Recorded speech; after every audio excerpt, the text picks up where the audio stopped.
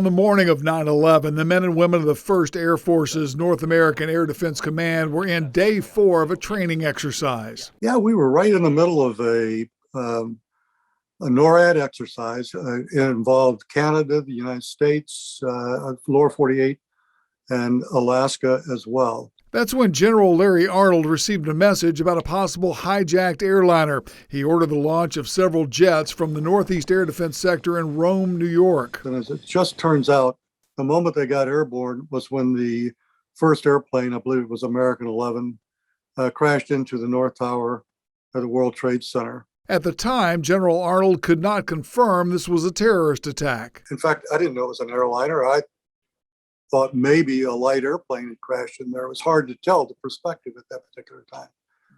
So it wasn't until the second airplane hit, and then we suddenly know, hey, this is not a coincidence. That set off a chain of events that saw the 1st Air Force rushing to get jets into the air to intercept potential threats over Washington, D.C., and scrambling to identify other possible hijackings. We'd already launched airplanes out of Otis. The next closest airplanes that we had were at Langley Air Force Base in Virginia. General Arnold launched those jets. Those airplanes headed out over the Atlantic. They had to talk to the Navy, who controlled the airspace out there, then got handed over to the Northeast Air Defense Sector.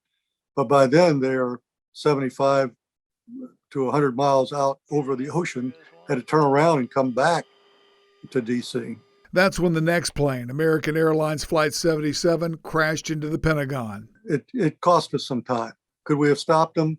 I don't think so. By now, General Arnold's team was tracking no less than 22 airliners that were, in his words, acting strangely or being hijacked. They turned their attention to a blip on the radar screen heading south towards Washington, D.C.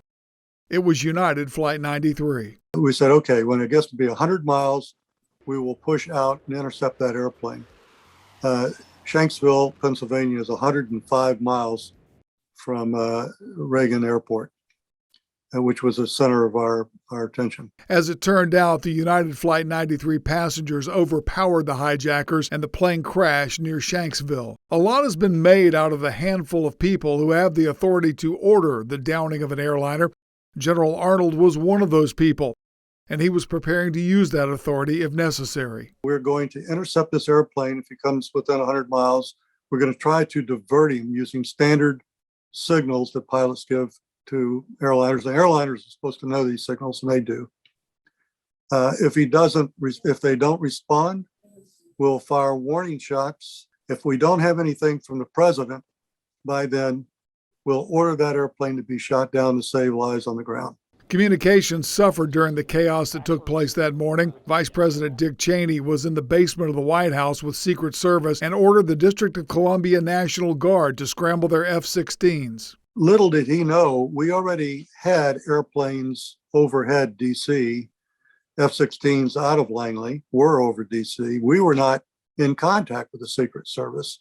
And President Bush was on Air Force One, leaving Sarasota for what turned out to be Louisiana. It's unclear if General Arnold ever had permission to shoot down Flight 93. I think the 911 Commission believes that we've got that authority about the last time that just before United 93 went down. But I really don't recall whether we had it or not. But that was our intent. Under emergency authority, we decided that's what we had to do. And he's glad he did not have to make that call. Glad we didn't have to do that, by the way. It would have been something that I would not care to have lived with, nor the pilots that would have carried that out. And I believe they would. The Air Force was tracking one more airliner, a U.S. air flight leaving Spain and headed to the United States. By this time, President Bush was on board Air Force One, talking to Secretary of Defense Donald Rumsfeld over a secure communications line. General Arnold was listening in. So, Mr. President, we have confirmation that last airplane is down. And he said, I'm coming back to Washington. I'm going to Washington. That marked the end of what is the single most deadly attack on America. But over the following days, weeks, months, and years, there were the questions. Could we have prevented this? No, we were not prepared for this scenario. I'd like to think we were, and we had many exercises that may have even included intercepting hijacked airplanes. But usually not hijacked airplanes with full of passengers. It would be a hijacked airplane that was stolen from someplace and had bombs on board, and they were going to crash the airplane someplace. And what have we learned? General Arnold believes that the military has adapted its procedures to better monitor domestic airspace. Communications and technology has also improved significantly. But he believes the biggest differences are on the ground, TSA and tougher airport security measures. Even so, General Arnold believes that we can never let our guard down. Al-Qaeda still exists. ISIS still exists.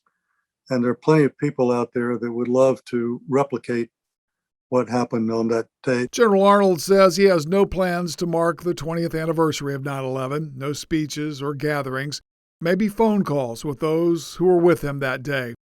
But that doesn't mean that he isn't thinking about all those people, some gone, some still here, some familiar, others complete strangers. In the aftermath of 9/11, I was just so proud of the work that our people did all over the United States.